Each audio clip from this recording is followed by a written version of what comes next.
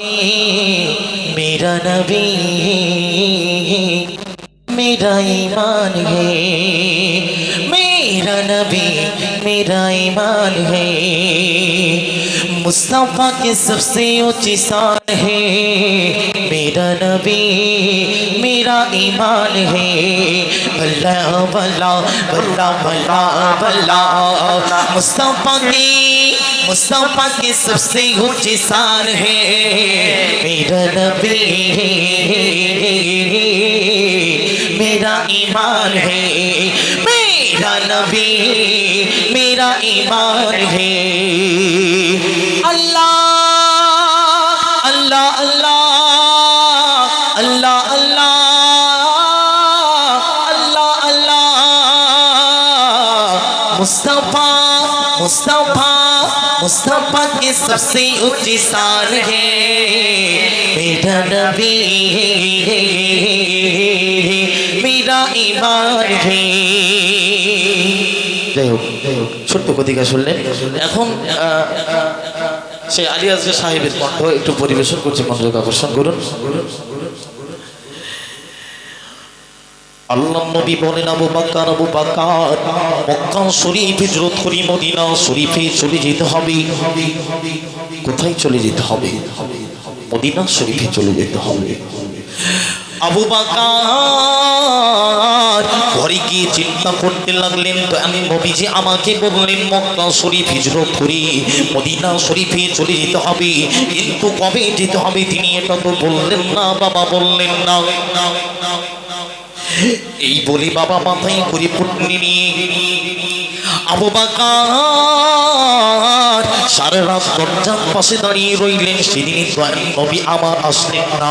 এই করে করে বাবা একদিন নয় বাবা, দুদিন নয়, এক সপ্তাহ নয় বাবা, দু সপ্তাহ নয়, 5-6 মাস পরে এসে তো নবী আমার টুক করলেন, দরজা খুলে দিলেন। জোরে বলুন না সুবহানাল্লাহ। রাসূল আমার বললেন, ও বাবা আবু বকর তুমি ঘুমাও না বাবা। ওই সময় আবু বকর বলেছিলেন, ইয়া রাসূলুল্লাহ ইয়া হাবিবাল্লাহ, আপনি সেই 6 মাস আগে আমাকে বলেছিলেন মক্কা শরীফ হিজরত করে মদিনা শরীফে চলে যেতে হবে। ইয়া রাসূলুল্লাহ ইয়া হাবিবাল্লাহ, আমি সেই মাস থেকে এখনো বিছানায় পিঠ লাগান নাই। জোরে জোরে বলুন না, জোরে বলুন না সুবহানাল্লাহ। ওই সময় বাবা নবী আমার বলেছিলেন, ও বাবা আবু বকর শুনে রেখে দাও বাবা, জেনে রেখে দাও, সারা পৃথিবীর উম্মতের নেকির পাল্লা যদি মিজানের অপর পাল্লায় দেওয়া হয়, আর আমার আবু বকরের নেকির পাল্লা যদি মিজানের আরেক পাল্লায় দেওয়া হয়, আমার আবু বকরের নেকির পাল্লাটা ভারী হয়ে যাবে। জোরে জোরে বলুন না, জোরে বলুন না সুবহানাল্লাহ। তো শুনলেন আরিয়াজ সাহেবের কণ্ঠে আপনারা একটু শুনলেন। এখন ভাইজানের কণ্ঠে, তাই তো?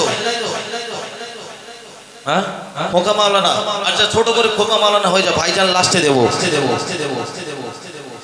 সাততলা জাহাজ নদীর মাঝখানে চলে যাচ্ছে। ও হাজি ভাইরা তোমরা কাঁদো কাঁদো কাঁদো, আমার জাহাজের তোলাটা ফুটো হয়ে গেছে। সবাই কাঁদে সবার জন্য, সবাই ডুবে যাবে, সবাই মরে যাবে, কিন্তু ওই সাততলার উপরে একজন মহিলা সেই কাঁদে তার বাচ্চার জন্য। আল্লাহর কাছে দু হাতখানা তুলে দোয়া চাই, ফাজকুরুনি আযকুরুকুম ওয়াশকুরুলি ওয়ালা তাকফুরুন। আল্লাহ সবাই কাঁদে সবার জন্য, কিন্তু আমি কাঁদি আমার ছোট্ট বাচ্চার জন্য। আল্লাহ আপনি আমার বাচ্চাকে বাঁচিয়ে নেন। শুনলেন সাততাল জাহাজের ছোট করে গলা করলাম, যেহেতু শেষ টাইমে তো এবারে ভাই জানে, তাই তো?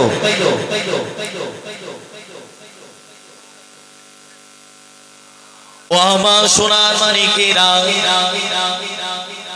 ও নওজোয়ান তরুণেরা, আমার আম্মা জানেরা, শুনে রেখে দাও বাবা, জেনে রেখে দাও, কিয়ামতের ময়দানে মাশারের ময়দানটা বড় কঠিন দিবস হবে বাবা।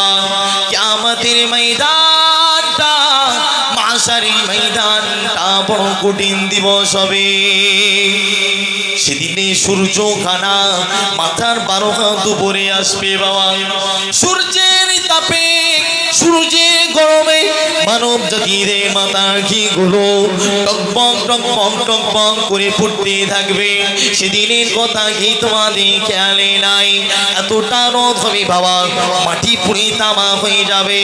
আরে সোনার মানিকেরা, আমার সোনার মানিকেরা, ছুরি রেখে দাও বাবা, যে রেখে দাও, কিয়ামতের ময়দানটা বড় কঠিন দিবস। কিয়ামতের ময়দানটা বড় কঠিন দিবস বাবা।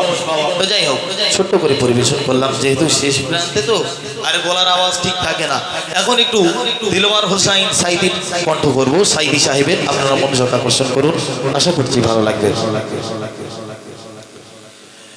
একদিন ঈদের দিনে নবীজি দিন নামাজ পড়তে যাচ্ছেন, মাঝে মধ্যে দেখতে পেলেন একটা বাচ্চা ছেলে রাস্তার ধারে বসে বসে কাঁদছে। রাস্তায় এত লোক গেল, কেউ ঘুরে তাকালো না, কিন্তু বিশ্ব নবী নূর নবী বাচ্চার কান্না থেকে পাও বাড়াতে পারলেন না। বললেন, বাচ্চারে কাঁদো কেন? বাচ্চা বলে, তোমার কাছে আমি বলবো না, আমি সেই সকাল থেকে বসে আছি, আমি যদি মক্কার আব্দুল্লাহর বেটা মুহাম্মদকে পাই, মনের দুঃখ তার কাছে বলবো।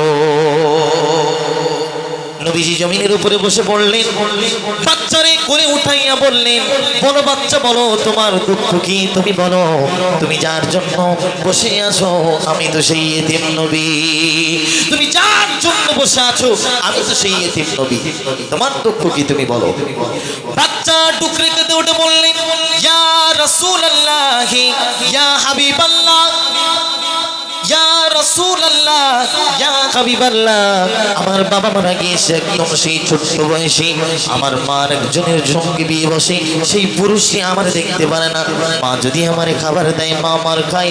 আজকে ঈদের দিনে মা আমারে ডেকে বললেন, বাবারে তোমার কপাল খারাপ, তোমার বাবা নাই, তুমি বিশ্ব নবী নূর নবী রাহমাতুল লিল আলামিনের কাছে জানাবে, এতিমের দুঃখ এতিম বুঝবে। ইয়া রাসূলুল্লাহ, ইয়া হাবিবাল্লাহ, আমি মায়ের কথা মতো এতক্ষণ আপনার জন্য বসে আছি। রাসূল করিম সাল্লাল্লাহু আলাইহি ওয়াসাল্লাম বাচ্চার কথাগুলো শুনছিল আর চোখ দিয়ে টপ টপ টপ টপ করে পানি পড়ছিল। এতিমকে বুকের সঙ্গে জড়ায় নিয়ে বললেন, ওরে এতিম, মুহাম্মদ সাল্লাল্লাহু আলাইহি ওয়াসাল্লাম যদি তোমার পিতা হয় আর মা ঈসা যদি তোমার মাতা হয়, বলে এতিম বলো তোমার দুঃখ যাবে কিনা। এতিম বুকে কেঁদে উঠে বললেন, ইয়া রাসূলুল্লাহ, ইয়া হাবিবাল্লাহ, মুহাম্মদ সাল্লাল্লাহু আলাইহি ওয়াসাল্লাম যদি আমার পিতা হয় আর মা ঈসা যদি আমার মাতা হয়, এর থেকে ভাগ্যবান বলে আর কিছুই আমি মনে করতে পারবো না। জোরে শরীক আলহামদুলিল্লাহ। যাই হোক, শুনলেন বহু পপুলার